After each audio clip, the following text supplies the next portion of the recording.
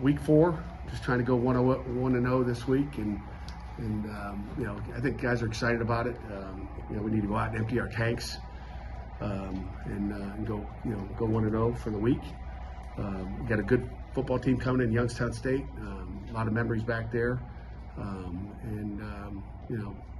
should be a ball game. They got a good football team. They'll be ready to go, coming off last week's game, and they'll give us their best shot, guaranteed. Pat, how do you guys keep your plan of attack against a team like you were talking about Monday that likes to possess the football and slow the game down? I know West Virginia wanted to do that to you guys, but now it seems like this is going to be a thing that you guys have to counter. Yeah, it starts with getting off the field, right? We got to be able to stop the run, you can't let them go 3 yards on first down, 3 yards on second down, even though those are wins defensively. 3 yards on third down, let them go for it on 4th and 1 and get it. You can't let them. So we got to stop the run, period. And we got to get off the field on defense. And then offensively, we got to, when you get the ball, you got to, use it, get down the field. I don't care if you score in 30 seconds or you score in, an 8-minute drive. We got to possess the ball and sustain drives. You mentioned how at the beginning of the week or Sunday, PJ was, say, "Hey, coach, smile." Being about you guys. One, have you seen your guys kind of embrace the 24-hour rule that you impose and lock in this week? Yeah, I think so. I mean, as a coaching staff, that we're all have the same message and they understand. Again, we've had good practices too. So we've had, I don't think there'll be any, letdown on our end. If they're hoping for a letdown, there'll be no letdown. For you personally, I'll be hot. Like philosophically, for you, does time of possession mean less to you than it did 10 years ago? It does, Chris. I mean, it does. You can be an I-Pro team and win the time possession, and you can lose it. And you can spread it out and go fast. And so I'm not really worried about time possession. It's one of those things we're going to look at and know, but it's not a life or death. I mean, the number one thing critical to winning is turnovers and protect the ball. If you protect the ball, you have a chance. And we're +2 last weekend. You can count +3 if you count block punt for a touchdown. We're +3. That's how you win football games. His athleticism, does Bo Brungard remind you of the last 2 quarterbacks he played in the previous 2 weeks?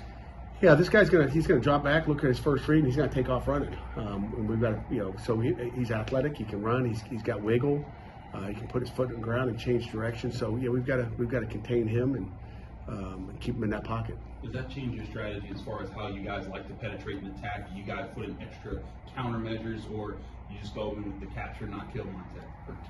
Kill.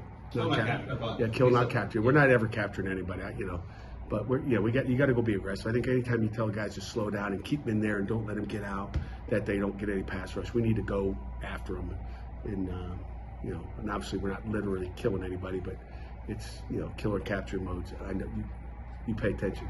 Yeah, your starting lineup, your roster, your starting lineup is dotted with transfers. Is that something that's just going to be a normal thing every year? He says ours is dotted with it. Yeah, you got to start with wide receiver, defensive end, quarterback, running back. I mean, those are key positions. You're going to have to do that every year? Yeah, possibly. I mean, at different positions. Like I said, I think the portal's been good to us. We've gotten rid of things that, maybe guys that, we've been able to replenish our roster the right way.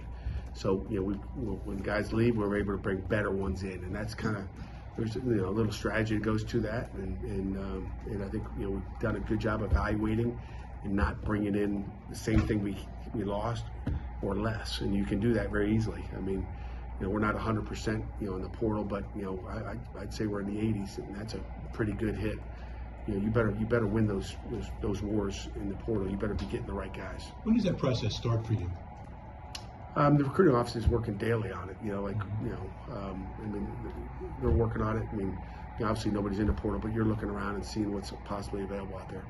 How many of those guys has been Nate Matlock? What have you seen from him so far? Nate's been solid. Obviously he started in game 1. He's still starting game 4. So he's done a nice job. Still learning. Like a lot of our young guys are still learning what they're doing. But we've been happy with Nate, and I think he's got a lot more that he can still give. And when you look at Donovan's numbers, is that a credit to him, or is it more like, I'd love to see some other guys in front of him make some more tackles? With all the spread, the spread you're seeing, I mean, it's why we play quarters, right? I mean, we could play with a guy in the middle of the field and he's not going to make any plays, or put a guy down in the box. So we got extra guys in the box. When you're playing good football teams that we played the last couple of weeks, you're going to need that extra guy. I mean, they're going to block you. You can't defend everything with just 7 guys in the box. So that boundary safety is the guy. If we put Javon over there, he won't be having the same tackles. Donald's a really good tackle. So it's what we did last year. It's what we did the year before. If you go back to years and years, Brandon Hill and the rest of the guys back there, that's kind of what we do. That guy's set up to make some tackles, and he's kind of like an extra linebacker. On the topic of transfers, I think we talk about why guys go into the portal, good reasons or bad reasons. Steph Hall, he's out of Youngstown State. He's starting. He's playing a lot. Aiden Henningham's another guy. He's down at Albany State. He's starting, playing a lot. I don't want to say, this guy made a good reason or a bad reason, but are those some of the kind of like good stories about the portal? A guy who wants an opportunity to play, goes and finds Steph Hall's a great player, and he's a hitter, and he's a local kid, and we love Steph. And obviously, we're going to play him number 1 this week, so we'll get a chance to see Steph live. Again, there's a relationship there. We love Steph.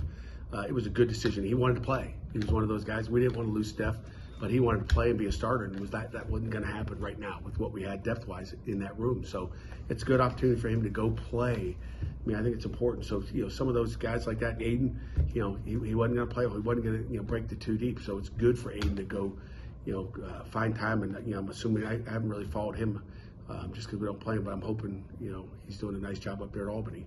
Aiden, a super kid. Again, we cried, and he cried and hugged me, and I don't think he let go. Those are he didn't want to leave, but he knew to play he had to. The narrative across the country from fans is that coaches dread the portal. You don't dread it, do you? I don't like it. I don't like it for the other, for the guys you don't want to lose. Okay.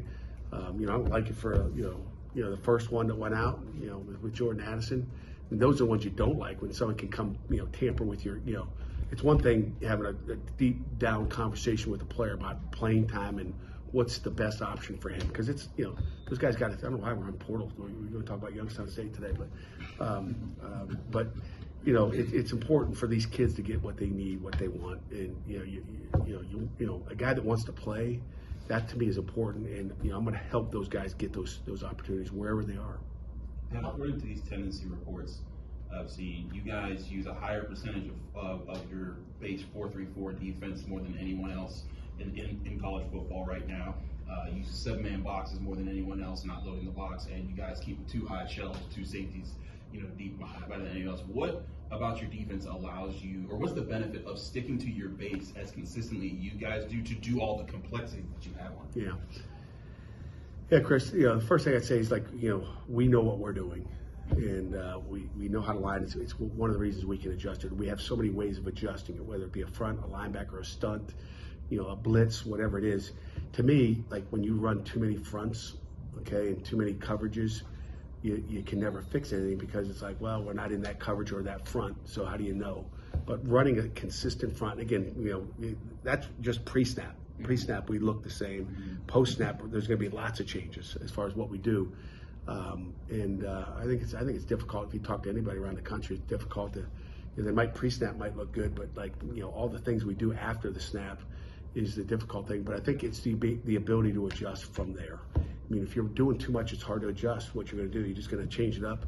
Too many people bail on their defenses because it's not good versus this. Well, if it's not good versus this, let's fix it. What's our tweaking to make it good versus that? We know how to fix anything. Any problems we have, we know how to fix it. Yeah, Brian Flores reportedly uses a lot of concepts that you guys use here now at Minnesota as their defensive coordinator. They have the number 3 defense. Patrick Jones has 4 sacks, second most in the NFL right now.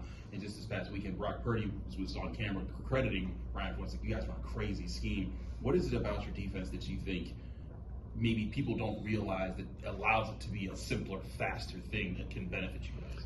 Well, when people go fast tempo, let's go, for example, when our offense is running fast, when they're going fast, it's going to put our defense most of the time in an opportunity where they better just get lined up and play base defense. So tempo offenses tend to get teams to play base and not do much because they'll screw it up, because you don't have time to adjust to it. With our defense, the way we keep it simple and we don't do too much, but we can call anything. We can call it. I mean, we go down and play Tennessee. One of the reasons we've had success against Tennessee, they're going fast, but they're not seeing Pitt just line up in base and play quarters all day. We'd get worn out. We're going to change the pass, put guys on tracks and blitz them, but they're not used to that. Again, they don't see it coming, right? But they're going so fast they can't see if a blitz is coming. All of a sudden, guys are running through the backfield, hitting the quarterback, and it's like, ooh. So those are the reasons why. Teams want to go fast. We're able to do it, but we play a lot of 3 deep, 2 under. I don't know if there's any that's the unique thing that we play. A lot of people play quarters and do what we do, but we play a lot of 3 deep, 2 under, which is exotic. Jerry would probably call it crazy if you knew a lot about coverage. Most people play 3 deep, 3 under. We only go 2 under. We're covering 54 yards with 2 guys. A lot of people have stole it and tried to do it, but I don't know if they do it like we do. And matter of fact, I should say I don't know. I know they don't, because I watch it on tape and see people do it that just don't coach it the right way. And it gives us an opportunity to make plays. But you haven't really been satisfied with the defense so far this year. What's been some of the issues?